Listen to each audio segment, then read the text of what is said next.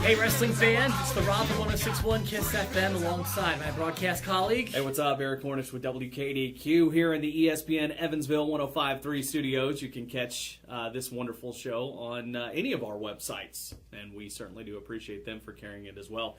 And, wrestling got better this week, although I don't know that it's that hard at this point. We admitted last time it's been at kind of the low point. I thought that Raw this week was a solid show. It showed some forward progress and had some memorable moments, some well-written segments that I would describe as creative and different. And absolutely, Dean Ambrose is money. Keep that guy on top. And at least you can say, like, this week it was the Dean Ambrose show, Absolutely. I thought. And I do believe that green mist segment will be replayed in, like, every highlight reel. You know, it's going to be like when the porta potty got dumped on the Spirit Squad and, you know, McMahon getting hit with the bedpan from Austin. Yeah, it was overall, I mean, every segment that Ambrose in was good. I think he ad-libbed a lot, and whether, I don't know if he's going to get heat for that, but it was entertaining, everything that he said. So there's that. There's, in just real quickly, in other parts of the wrestling world, looks like Jeff Jarrett's Global Force Wrestling is going to have a pay-per-view, and it's going to be January the 4th, and it's going to be from the Tokyo Dome. And really? Basically kind of its own pay-per-view in conjunction with New Japan. So I think that's interesting. And also this week, as a matter of fact, or next Saturday, a week from this Saturday, we've got Lucha Underground debuting on El Rey Network, too, so that should be interesting. Is there any confirmed talent for Jarrett's for Global Force? Not yet, but I think it's basically just going to be, the pay-per-view is going to be the normal huge show that they have the first of the year there for New Japan, so that should be interesting. We'll see what happens there. Anyway, let's. We've got a topic today that I kind of threw out there because I do see some issues and maybe some shifts that need to take place in the WWE roster. So we're going to talk about wrestlers that we think should be on the other side, whether it should be a babyface and are currently a heel or vice versa. So do you want to start with one of yours here? Yeah, I've written down 3 names that I think would benefit from jumping to the other side of the fence, going from a good guy to a bad guy or vice versa.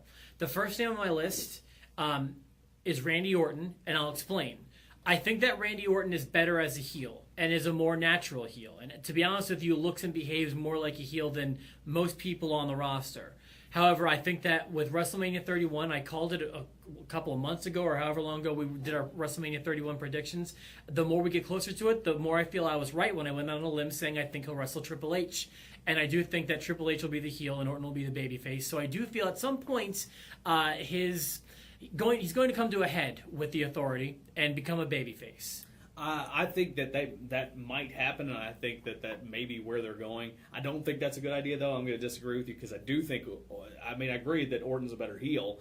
I don't think that he should be a babyface, and maybe if they involve Brock Lesnar somehow with the Authority, and I think that's very possible, Brock Lesnar could be the guy who's kind of like the in-between guy. Like, he's not really a babyface or a heel, and I think eventually he's going to butt heads. We saw a little tease of that with Heyman on Monday.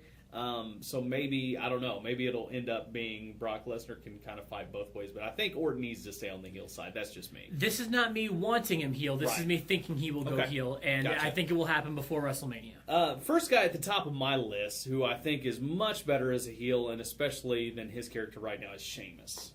I think Sheamus could really benefit from being a heel at this point. I didn't really put him on my list, but I'm going to go ahead and agree with you. I do think that. Yeah, I think, his run with the U.S. title has been completely forgettable, I think. It looks like maybe they're setting up, maybe after this Big Show feud is done, maybe that's where Rusev is going. I would have liked Rusev with Cena. Of course, I've said that many times, but I think maybe that's where he's going, and maybe a run with the U.S. title, which, again, I think that's a cop-out. We've seen that a million times. Like, the foreign guy gets the U.S. belt and then mocks the United States. I don't agree with that. But anyway, I think after that, maybe Sheamus should go heel. I think it works better for his character. I know he's got a lot of young fans, but just the heel Sheamus is much, much better. This next one is also probably not a logical choice, but let me flesh this one out here for you. The second one on my list is Kofi Kingston, a perennial babyface. I don't remember him being anything really besides a babyface, and that's probably because, like Orton is a natural heel, Kofi is very animated. He shoots all over the ring. He's very colorful. Kids love him. He's a natural babyface. But I really want them to pull the trigger with this stable that they've got going on. He needs to be the figurehead of that stable, and it needs to be a heel stable. It's got potential out the wazoo, if you ask me, Eric. I think so too. I'm not so sure that stable's going to be a heel stable if they do pull the trigger with it, but I think it could go either way. But I think a guy like Kofi Kingston can definitely benefit from a heel turn. I've said it before. We said it when we talked to Kofi. I think he could benefit from that. So yeah, I'm with you on that. I think for sure. I'm going to go now with somebody else who a lot of people might not think about on a normal basis. Isn't an active wrestler per se, but Zeb Coulter. Zeb Coulter is not doing anything as a babyface. I mean, he's doing a lot for Jack Swagger, which, if you want to go there, you could really lump Jack Swagger in that same mold because he had a nice little turn, and it looked like he was going to be a big star, but he was just fed to Rusev. So, for Jack Swagger and Zeb Coulter, maybe, I don't think being babyface is doing anything for them. And babyface managers, have never really done much for me or anybody in the wrestling business. Zeb Coulter's so good as a heel, and right now as babyface manager is just not getting the heat that he can draw so well. I also didn't really think of him, but I would say that's a good choice. I don't really consider him a babyface. I feel like I guess he is, Yeah. But I associate him as being a heel, so that would make more sense to me. The third one is also kind of unconventional. You could say it's a cheap answer, but okay. So I know that this will not happen, and I know why this will not happen. It doesn't need to be explained to me. But the excitement that would happen if Cena was to turn heel would be incredible. And now, like I said, let me flesh this one out here for you. First of all, it's been teased a number of times, and every time it gets teased, I start to salivate at the thought. Just as a longtime wrestling fan, and as kind of a smart wrestling fan, what that could do. To me, there's so much potential there, and I kind of heard it I believe it was on that on the network for the Superstar reveal for the 2015 video game. When Hogan turned heel, the way that sent shockwaves around the industry was never ending, and we're still feeling the effects of that. Cena's a guy who has a Hogan-like career. I know he's the merchandise machine. I know he's the kids' favorites, and I know it will probably never happen. But man, what could happen to shake things up in the main event and everywhere else if John Cena was to just pull a Hulk Hogan with an NWO type turn? Yeah, no, I agree with that. I've almost quit thinking about it because I don't think it is going to happen. I don't think it's ever going to happen, and understandably so. But anyway, but yes, what a great thing that would do. Yeah, it would send shockwaves all over the place. Early in his career, he was a heel when he was rapping and doing that thing, and he was good at it. Yeah, I agree. So I'd like to think that.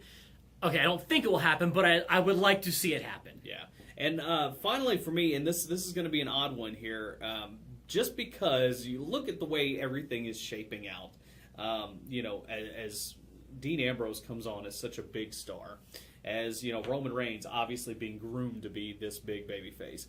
And then, you never know what's going to happen with Brock, whether he's going to stay a heel, whether he's going to go babyface. Maybe Orton goes babyface. Cena, of course, is going to stay. Now the heel side of things are, kind of, interesting as we get into the next year. Okay. So, you think about somebody who is the biggest star over the last year that's also a pretty darn good heel.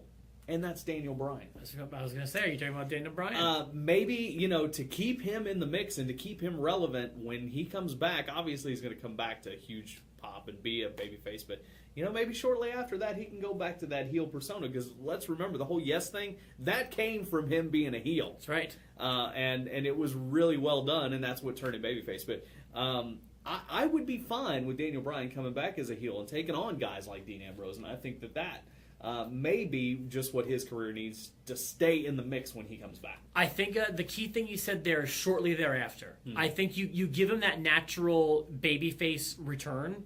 You let that ride out, and then maybe it could be like one of those shocking WrestleMania moments or something where all of a sudden now he's a bad guy. I could be down with that. That makes sense. He was so good as a heel, and people forget that because he had such a huge run, and leading up, and everybody wanted him to be on top. Well, the reason he got there is because he was such a good heel. So anyway, I'd be all for that Daniel Bryan turning heel. So that's my list. We would love to know who you think is on the wrong side of the babyface fence. If you want to shoot us an email, our emails are there at the bottom of the screen. We also want to encourage everyone to subscribe by clicking that subscribe button to whichever channel you're watching this on, whether it be KISS FM, KDQ, or ESPN Evansville 1061, whatever it is. Thank you for watching. Yeah, we appreciate that, and we'll see you next week on Enhancement 10.